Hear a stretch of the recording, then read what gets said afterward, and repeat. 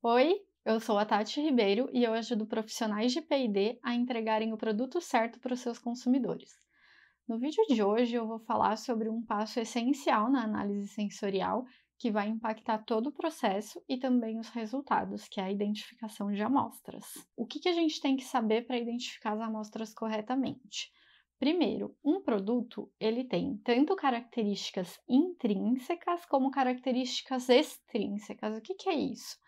As características intrínsecas são os atributos sensoriais, são características do produto em si.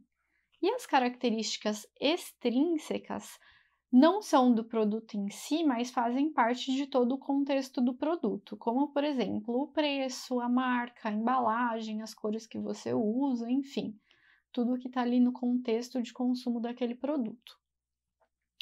O objetivo, na hora de identificar as amostras para uma avaliação sensorial, é você minimizar a influência dessas características extrínsecas aos produtos. A gente quer focar nas características intrínsecas, a gente quer avaliar somente o produto. Mas ainda assim, a gente precisa ter alguma forma de identificar as amostras para você não se perder, né? Ainda mais se você está num teste que tem 3, 4, que tem mais amostras, né, do que uma. Você precisa chamar essas amostras de alguma coisa para referenciar elas nos seus questionários, nas suas análises. O que a gente precisa para deixar todas as amostras na mesma condição? A gente precisa, por exemplo, apresentar elas todas no mesmo recipiente, que aí vai ser adaptado ao seu tipo de produto, né? Depende do produto que você está avaliando. A gente precisa apresentar todas as amostras em recipientes iguaizinhos, deixar as amostras com o mesmo tamanho, dependendo da amostra também. Apresentar elas na mesma temperatura, se for, por exemplo, um produto que você apresenta quente ou um produto que você apresenta frio, se certificar de que todas as amostras estão sendo entregues na mesma temperatura, entregar amostras do mesmo formato, então tem amostras que são mais desafiadoras aí nesse contexto, como por exemplo um sabonete, como é que você vai apresentar, ou um chocolate, que geralmente vem com a marca escrita em cima, né? Um biscoito que sempre vem com uma estampa do fabricante. Cor também, a gente sempre tem que tentar minimizar essa influência, entre outros fatores. Aí, lembrando de cor, tem uma história muito engraçada de um teste. Era um teste de shampoo que a gente ia avaliar a fragrância, era shampoo infantil. A gente ia fazer esse teste tanto com crianças como com mães. E aí, todas as amostras eram transparentes ou eram branquinhas, bem shampoozinho de criança mesmo. Só que tinha uma danada de uma amostra que ela era azul, mas ela era muito azul. Pensa num azul. Ela era azul, tipo minha unha. Era um azul tipo minha unha. Um azul muito gritante. E aí a gente tentou, nesse teste, colocar em potinho de todo jeito. A gente tentou potinho preto, a gente tentou potinho branco, a gente tentou papel alumínio. Um truque legal. Truque legal para quem tem muito quilômetro rodado de laboratório e pouco dinheiro. Que é esse truque do papel alumínio, né? Você pega um quadradinho de papel alumínio, coloca em cima do recipiente que você vai apresentar a sua amostra e você vem furando com o palitinho. E aí você pega um outro quadradinho de papel alumínio sem furo e deixa tampado em cima. Aí na hora que a pessoa vai avaliar, ela tira só o papel alumínio de cima e ela consegue aqui, com os furinhos, sentir o cheiro, mas sem olhar o que está dentro, sem ver a cor do produto. Seria uma opção para esses shampoos, mas aí não deu certo porque a intensidade de fragrância de alguns deles era muito fraca, então o papel alumínio atrapalhava um pouco. Mas em alguns casos isso funciona, é um truque bem legal. No fim das contas, o que deu certo? Deu certo, a gente colocou em potinhos pretos e a gente deixou o laboratório bem fechado para a luz natural não entrar e a gente fez esse teste todo com a luz vermelha no teto. Então, quando as pessoas olhavam para os produtos, elas não conseguiam diferenciar as cores. Foi isso que funcionou para esse teste. Mas foi bem desafiador conseguir deixar todas as amostras na mesma condição nesse caso. E aí, para você pensar no preparo das suas amostras, é importante que você conheça bem os seus produtos e o objetivo do teste. E, é claro, ser criativo, usar um pouco a criatividade. E por que eu preciso identificar as amostras corretamente em um teste sensorial? O nosso cérebro ele vai usar todas as informações que a gente der para ele para chegar em uma resposta, e isso mesmo que inconscientemente. Aliás, a maior parte dos processos no nosso cérebro, eles são inconscientes. Nosso cérebro, em geral, ele não gosta de gastar energia. Ele vai sempre pelo caminho mais seguro. E desses processos inconscientes no nosso cérebro, a gente tem 2 erros que podem ser causados aí, que podem influenciar a avaliação do nosso avaliador, que são o erro de expectativa e o erro de estímulo. O que é isso?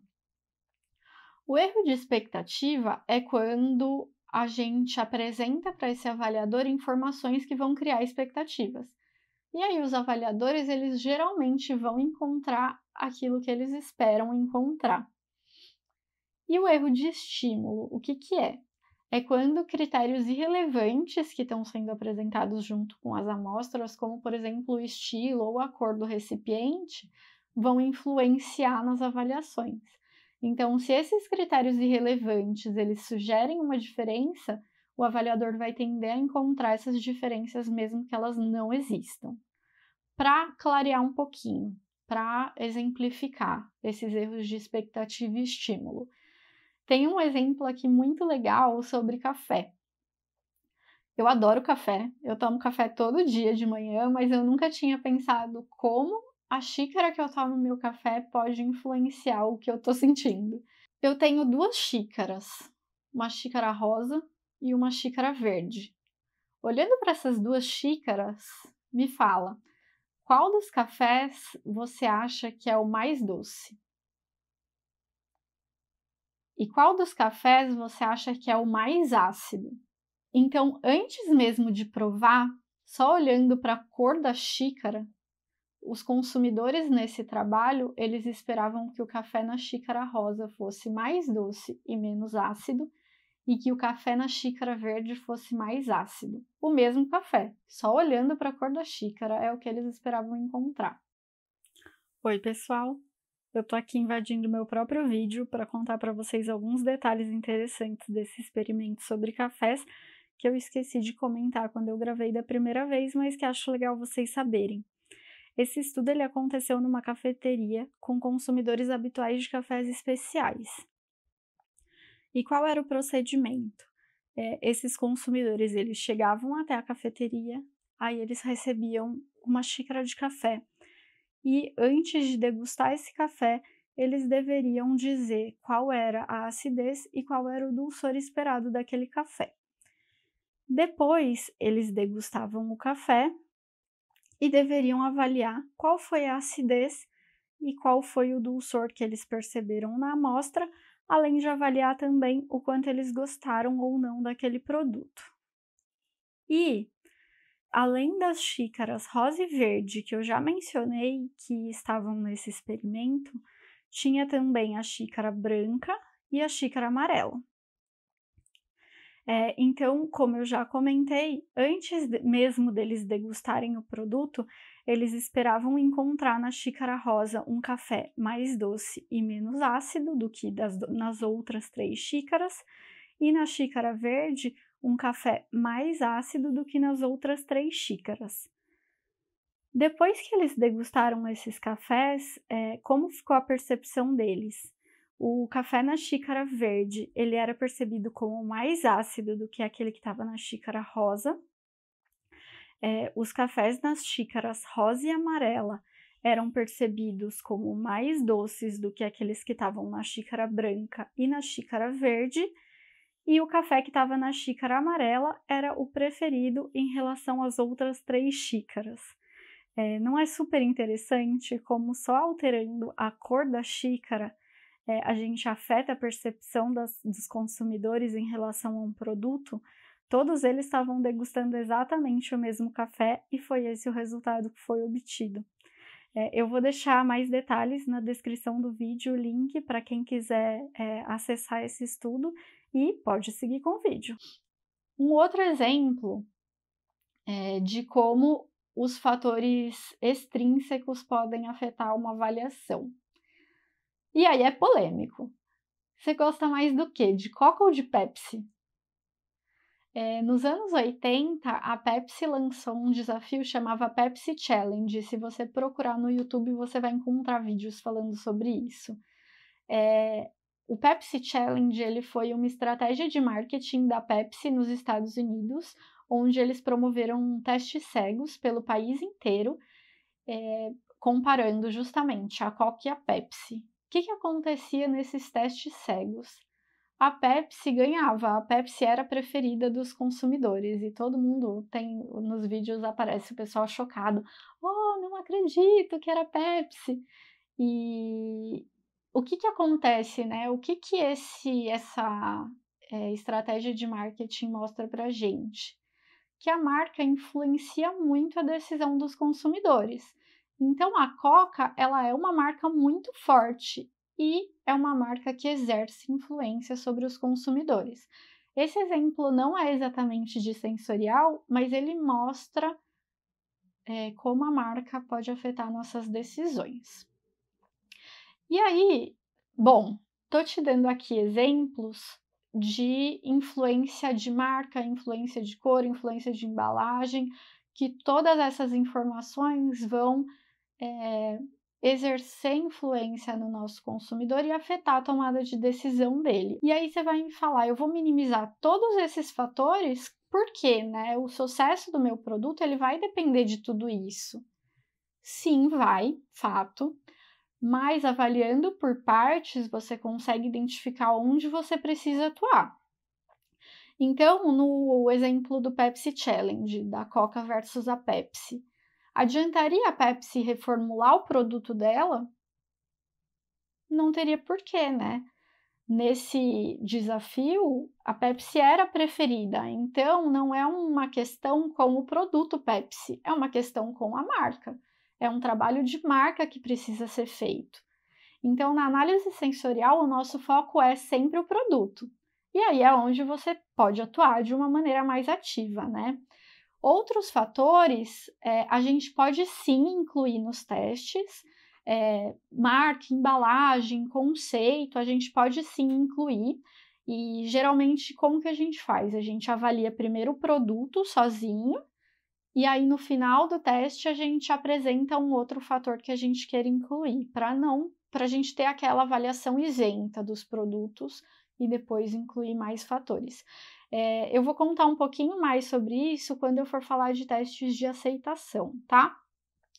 De qualquer forma, é importante você aprender como identificar e como apresentar suas amostras corretamente, porque é dessa mesma forma que a gente vai apresentar as amostras em todos os testes sensoriais. Bom, vamos pensar aqui em possibilidades. Que tal eu apresentar minhas amostras em copinhos coloridos? Eu vou ter minha amostra azul, minha amostra rosa, minha amostra amarela. A gente já viu pelo exemplo do café que não é uma boa, né? Eu, por exemplo, adoro rosa. Eu vou provar essa amostra, eu já vou super amar, né? Então, assim, copinhos coloridos não são uma boa para a gente identificar nossas amostras, tá bom? Vamos pensar, então, numa outra possibilidade. Vamos pensar em copinhos transparentes, mas etiquetas coloridas. Então, eu tenho aqui uma etiqueta dourada, uma etiqueta prateada e uma etiqueta branca. Que tal essa possibilidade? É só um pontinho, né? Será que isso vai influenciar meu consumidor, a resposta que ele vai dar? Bom, dourado, né? As pessoas, quando vencem competições, ganham uma medalha de ouro, né? Será que esse dourado quer dizer alguma coisa? Será que esse dourado tem algum significado? Aí o segundo lugar fica com a de prata, essa terceira branquinha nem é metalizado, e então a gente vê que esse tipo de identificação também pode influenciar meu consumidor de alguma maneira. Então, mais uma forma aqui de não fazer. Não é uma forma legal de identificar suas amostras. Bom, que tal então letras? Aqui eu não tenho nenhuma cor, eu tenho minha amostra A, eu tenho minha amostra B. Que tal essa forma de fazer? Também não é o ideal. Por quê? O A vem antes do B. Você tem ali uma ordem implícita. Então, também não é interessante. E se eu usar números? Então, eu tenho aqui minha amostra 1, minha amostra 2. Também não é legal, pelo mesmo motivo que não é legal eu usar letras. Eu tenho uma ordem implícita.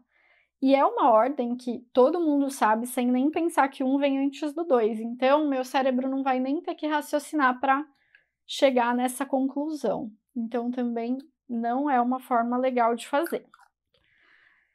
E se a gente pensasse em identificar as amostras aqui, ó, com números de 3 dígitos? O que você acha disso? Aqui eu tenho 0,51 e aqui eu tenho 666. Esses números te dizem alguma coisa? Dizem, né? Uma boa ideia? Não, não é uma boa ideia. Números de 3 dígitos são legais, são a forma mais indicada de fazer, de identificar as suas amostras, mas tem que tomar muito cuidado. A gente não pode usar números que tenham algum significado para as pessoas. Então, esses dois aqui não são bons exemplos. Mas vamos ver como a gente pode usar números de 3 dígitos de uma maneira legal. Ó, aqui eu tenho 3 copinhos, 3 amostras, identificados com números de 3 dígitos. Eu tenho 264, eu tenho 753 e eu tenho 182. São 3 copinhos, 3 números que não significam nada, e que a gente precisa pensar para saber qual número vai na frente de qual. Não é quando eu dei aquele exemplo de número de um dígito só, que a gente não precisa nem pensar e sabe qual vem na frente do outro. Então, essa é a forma ideal que a gente tem de apresentar nossas amostras. Mas tem um negócio esquisito aqui, né?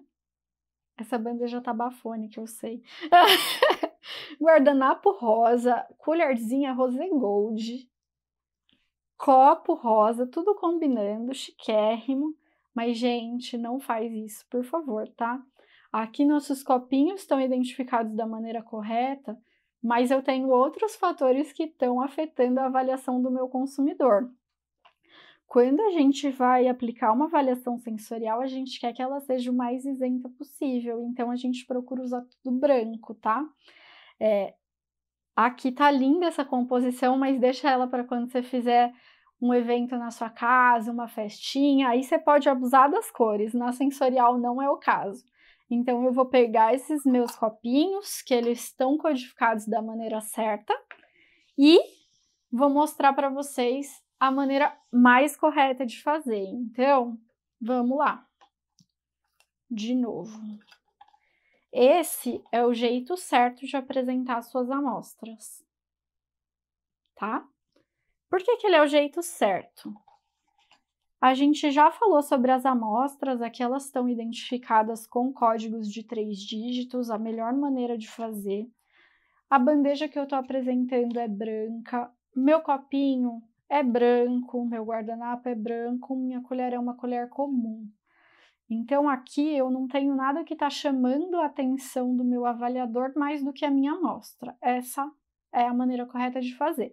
E aqui, esse exemplo que eu estou dando claramente é para alimentos, né? Porque eu tenho aqui uma colher, eu tenho um copo para colocar água para a pessoa tomar entre as amostras, mas a lógica é a mesma, independente do produto que você avaliar.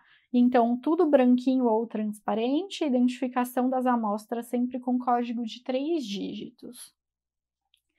E aí, para você não ficar viciado e colocar sempre os mesmos códigos para as amostras que você vai avaliar, tem uma dica legal que o Excel ele tem a função de sortear número. Então, você coloca lá, você seleciona uma planilha de números e coloca lá a função sortear do Excel, e aí ele vai te dando os números para você colocar nas suas amostras. É uma forma interessante de fazer, para você estar sempre usando números diferentes e não ficar viciado.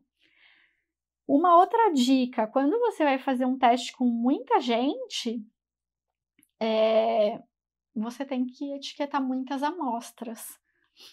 E aí você pode pegar aquelas folhas de etiqueta, por exemplo, de 80 etiquetas, imprimir na impressora, colar nos seus potinhos, tudo bem, é uma boa forma.